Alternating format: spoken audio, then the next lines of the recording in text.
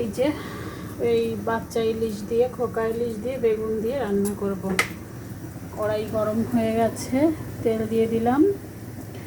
এর আগেও আমি ইলিশ মাছের অনেক রেসিপি দেখিয়েছি, আজকেও আবার করছি। খুবই সিম্পল একটি রান্না, একদম মানে কী বলবো, তেল মশলা ছাড়া। মাছটা বেশি ভাজবো না, কোনো রকম সামান্য পরিমাণ দিব জল, দিয়ে গরম জল দিয়ে দিব।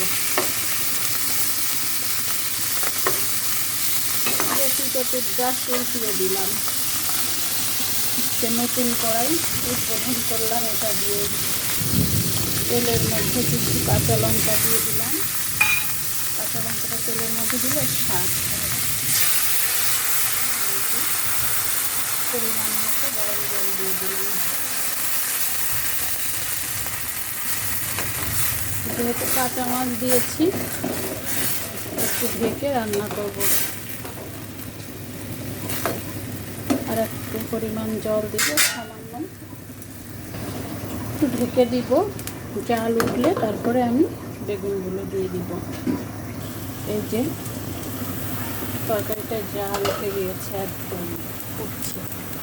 এখন আমি কেটে রাখা বেগুনগুলো দিয়ে দিলাম।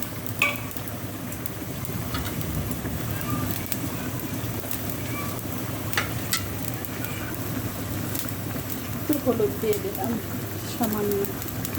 হলুদটা একটু কম আছে মনে হচ্ছে। দিয়ে একটু নেড়ে দিয়ে ঢেকে দেবো।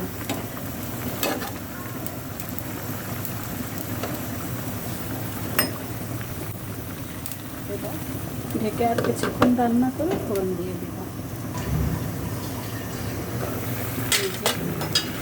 এটা হয়ে গিয়েছে, এখন আমি এটাকে ফোড়ন দিব।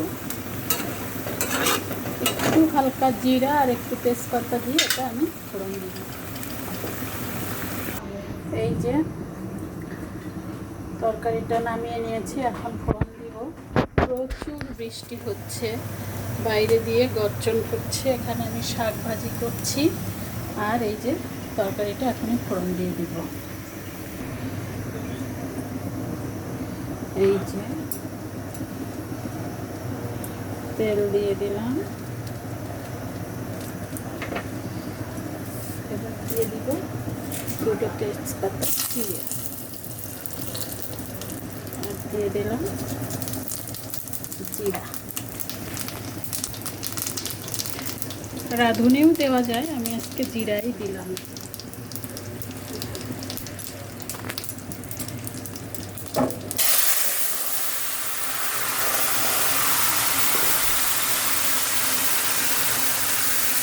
প্রচুর গরম হয়ে গেছে এটা।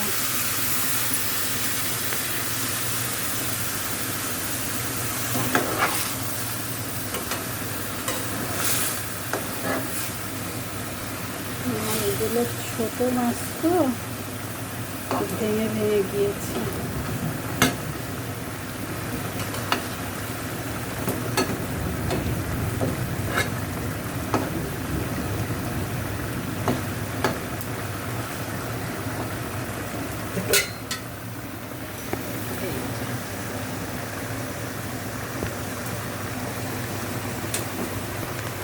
এই যে হয়ে গিয়েছে, এখন আমি জালটা বন্ধ করে দিলাম।